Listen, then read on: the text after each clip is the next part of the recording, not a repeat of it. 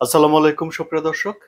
চীন এবং রাশিয়া একটা যৌথ মহড়া শুরু করেছে, সেটি সাগরে, জাপান সাগরে।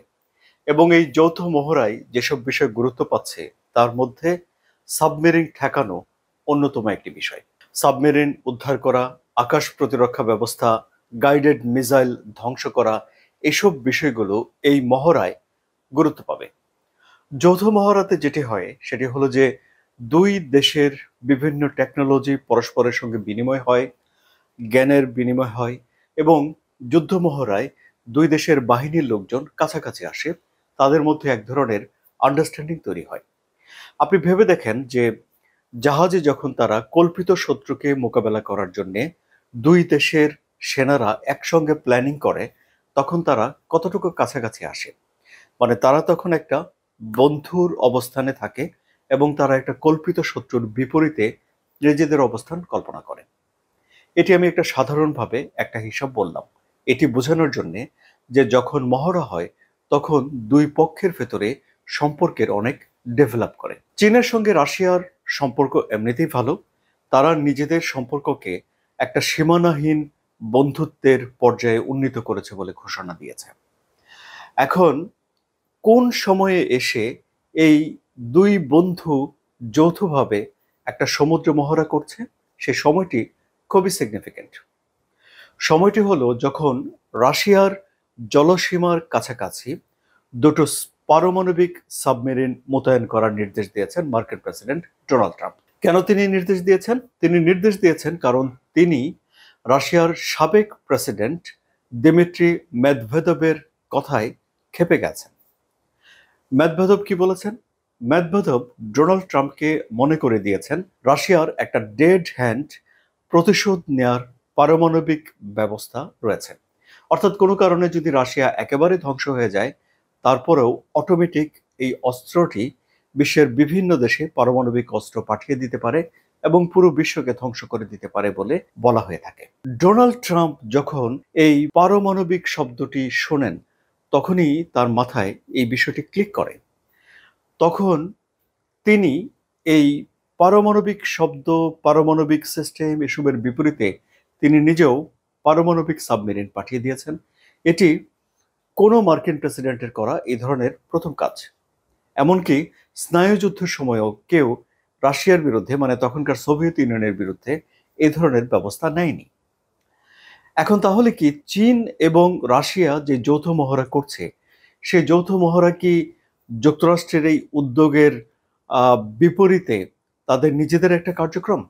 এ বিষয়ে স্পষ্টভাবে কেউ কোনো কথা বলে না। এবং সুপ্রিয় দর্শক, আমরা জানি যে দুইভাবে কমিউনিকেট করা যায়।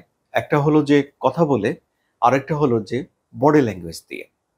অর্থাৎ যেখানে মুখের কথা দিয়ে কেউ কোনো বার্তা আদান প্রদান করে না, সেখানে বডি ল্যাঙ্গুয়েজ দিয়ে বার্তার আদান প্রদান করা যায়। আবার ধরুন, কথা দিয়েও কোনো কিছুর জবাব দেয়া যায়, কাজ দিয়েও কোনো কিছুর জবাব দেয়া যায়। এই যেমন ধরেন, কেউ আপনাকে একটা কাজ করতে বারণ করলো, আপনি তার মুখের উপর বলে দিতে পারেন যে না, এই কাজটি আপনি করবেনই, তার বারণ আপনি মানছেন না। আবার এমনও হতে পারে যে কেউ আপনাকে একটি কাজ করতে বারণ করলো কিন্তু আপনি কাজটা করলেন, মুখে কিছু বললেন না। আমরা এর আগে ভ্লাদিমির পুতিনকে দেখেছি যে তিনি কাজে জবাব দেন, মুখে নয়। একেবারে ভেরি রিসেন্ট কয়েকটি উদাহরণ দিই আপনাদেরকে।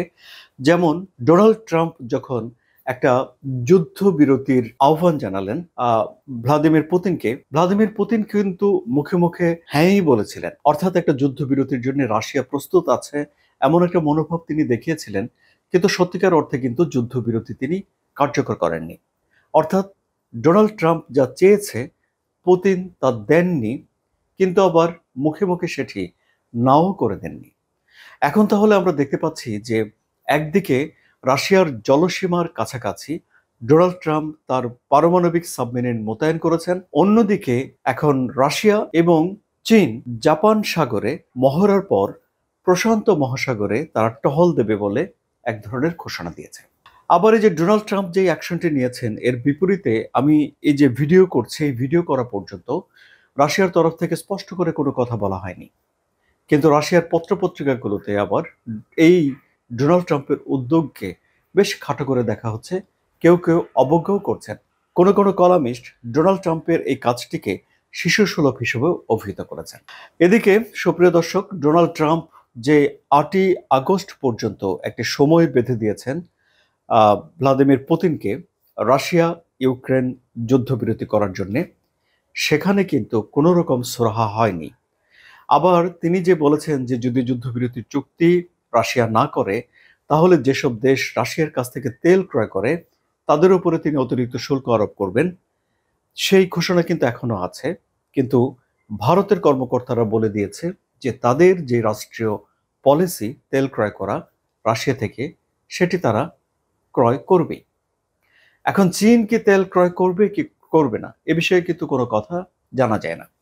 কিন্তু আমরা এটা ধারণা করতে পারি, যেহেতু চীনের সম্পর্ক যুক্তরাষ্ট্রের সঙ্গে ভালো নয়, রাশিয়ার সম্পর্কও এখন আমরা দেখতে পাচ্ছি যে ভালো হতে হতে গিয়েও ঠিকমতো সম্পর্ক ভালো হচ্ছে না।